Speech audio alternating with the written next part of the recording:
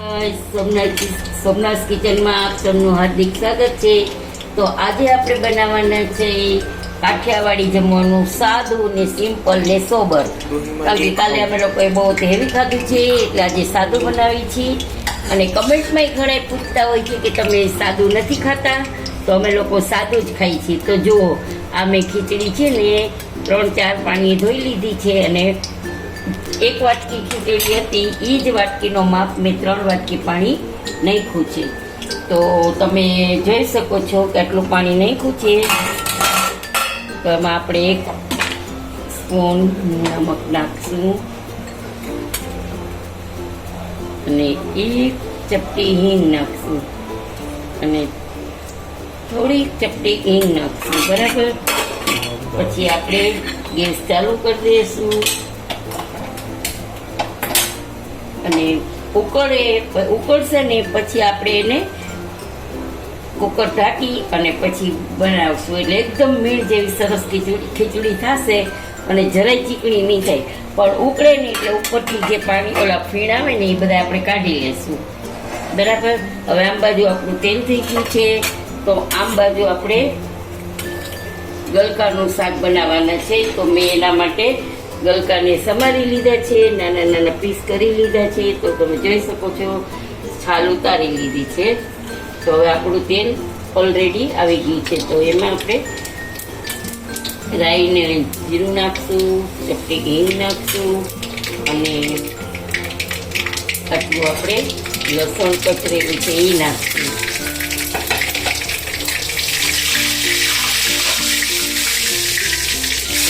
ગલકાના piece કરેલા છે એ આપણે એમાં નાખી દઈશું।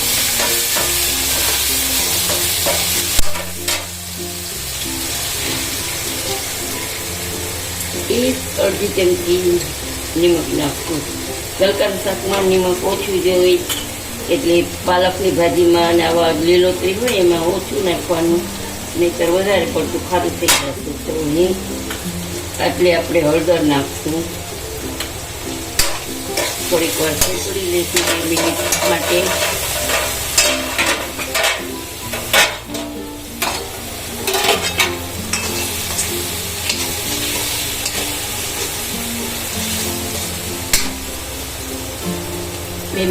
આપણે સોતરી લીધું, પછી એમાં નાખશું મરચું પાવડર 2 ચમચી। જેટલું તીખાશ તમારે વધારે જોઈએ તો તમે વધારે પણ નાખી શકો છો। 1 ચમચી જેટલી ધાણા જીરું પાવડર નાખ્યું છે।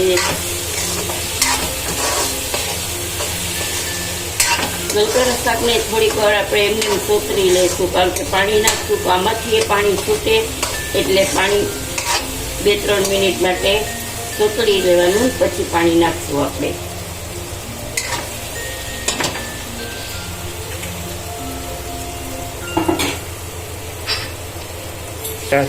તો જોઈ શકો છો આપણે 2-3 મિનિટ માટે સોતરી લીધું છે। પછી આપણે એમાં જોઈતા પ્રમાણમાં પાણી નાખશું, કે ખીચડી છે એટલે ગલકાનું શાક રસાવાળું હશે તો વધારે સારું લાગશે। પછી આપણે એને ઢાંકી દઈશું, ગેસની ફ્લેમ ફાસ્ટ કરી દઈશું। તો ચાલો, આમ બાજુ મેં ભાખરીનો લોટ લઈ લીધો છે, એટલે અમે તો ઝીણો જ લોટ વાપરીએ છીએ, જાડો નથી, એટલે મારી પાસે અત્યારે હું જાડા ભાખરીની નથી બનાવતી। તો આમાં અડધી ચમચી નિમક નાખશું અને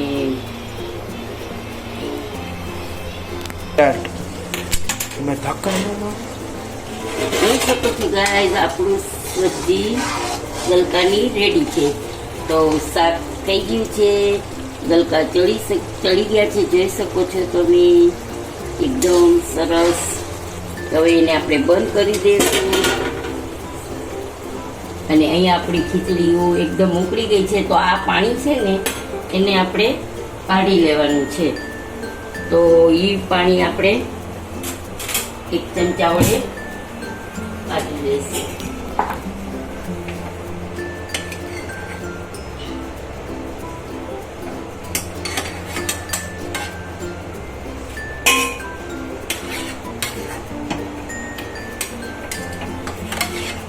આ પાણી આ ફીણ આપણે કાઢી લેશું ને એટલે આપણી ખીચડી કુકરમાં પણ એકદમ મસ્ત થઈ જશે, ચીકણી જરાય નહીં થાય, એકદમ મીણ જેવી ખીચડી થશે.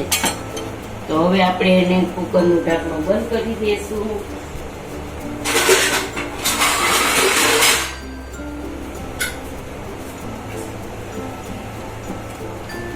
અને ગેસની ફ્લેમ થોડીક સ્લો કરી દઈશું. જોઈ શકો છો આપણે ગેસની ફ્લેમ થોડી સ્લો કરી દીધી છે. હવે આવી રીતે કરી અને આપણે 5-6 સીટી મારવાની, 5-6 સીટી વગાડવાની છે. તો આપણી ખીચડી પછી હમણાં એકદમ સરસ મીંડી તૈયાર થઈ જશે. અને અહીંયા મેં ભાખરી માટેનો લોટ લીધો છે, એમાં અજમો નાખીને ભાખરી કરવી છે. એટલે તમે જોઈ શકો છો અજમાની અત્યારે ચોમાસા જેવું છે તો પેટને માટે અજમો ડાયજેશન સિસ્ટમ માટે સારો છે. તો થોડો ક્રશ કરી નાખી દીધો છે, નમક નાખી દીધું છે આપણે, અને મોણ નાખી અને મસ્ત કડક લોટ બાંધવાનો છે. તો ચાલો ગાઈસ આપણે જોઈ શકીએ છીએ કે આપણી 5 થી 6 વિસલ નીકળતું નથી. તો ઓલમોસ્ટ આપણી ખીચડી રેડી છે. તો આપણે હવે ગેસને બંધ કરી દઈશું.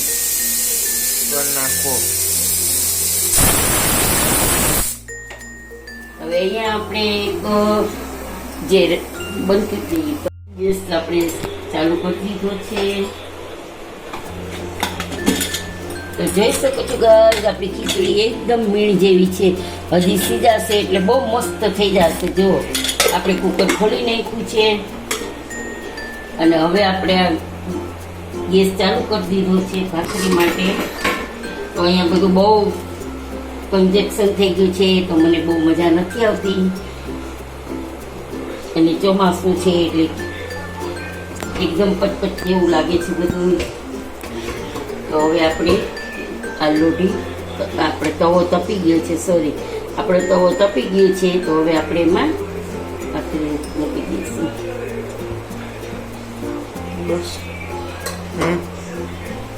પછી એકદમ ઓછી સાઈઝ આપણે જે નાખી છે ને એ સાઈઝ આપણે એકદમ ઓછી શેકવાની છે. પછી પાછળની સાઈડ એકદમ આખી પૂરી શેકી અને પછી આપણે પલટાવી અને બીજી સાઈડ આપણે શેકી લઈશું.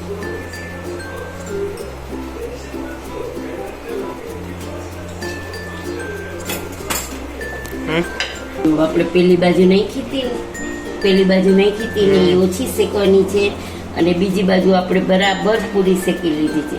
ગેસની ફ્લેમ સ્લો છે સાવ.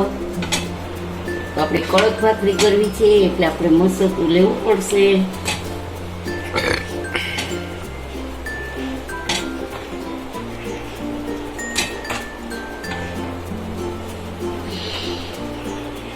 બધી આ ઉપરથી શેકાઈ જાય એટલા માટે આપણે એને આવી રીતે ગોળ ગોળ ફેરવવી જશે, નહીં તો ગોળ કાચી રહી જશે તો ભાવશે નહીં.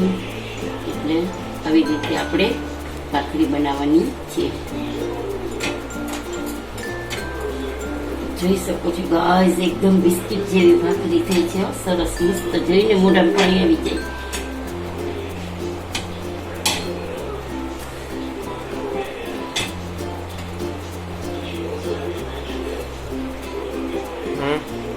બીજી ભાખરી આપણે હવે સાદી કરી છે.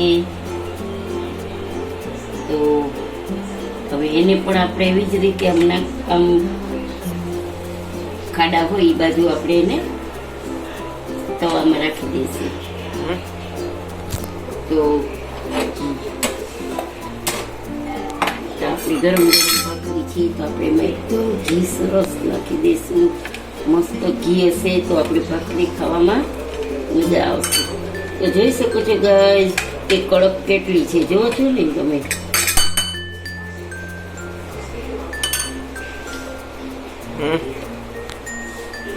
જો હવે આવી રીતે શેકાય એટલે ઉલટી કરી નાખવાની, ઉલટી ફેરવી દેવાની આપણે. પછી આમ બાજુ આપણે એને પૂરી તરફથી શેકી લઈશું. ગેસની ફ્લેમ જરાક ફાસ્ટ કરશું.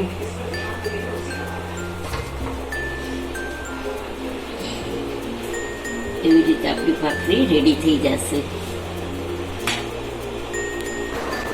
ચલો ગાઈસ, આપણી ડીશ કાઠિયાવાડી જમવાનું સાદું સિમ્પલ સોબર તૈયાર છે. તો આજે હું ફ્રેશ નથી કરતી કારણ કે હું રેડી નથી. તો આપણે આ છે ખીચડી, એમાં ખૂબ જ ઘી નાખેલું છે, જોઈ શકો છો. ડુંગળી સમારેલી છે, ગલકાનું શાક છે, એક ભાખરી ડિઝાઇનવાળી છે, એક ભાખરી સાદી છે, અને જોઈ શકો છો તમે કે બિસ્કિટ જેવી ભાખરી આપણી છે, જોઈ. અને આ છે આપણે છાશ. તો તમને આજની ડીશ કેવી લાગી તે તમે જરૂરથી મને જણાવજો. સબસ્ક્રાઈબ કરજો, લાઈક કરજો, ફોલો કરજો, અને કમેન્ટ બોક્સમાં જરૂરથી બતાવજો કે આજની ડીશ તમને કેવી લાગી. જય શ્રી કૃષ્ણ.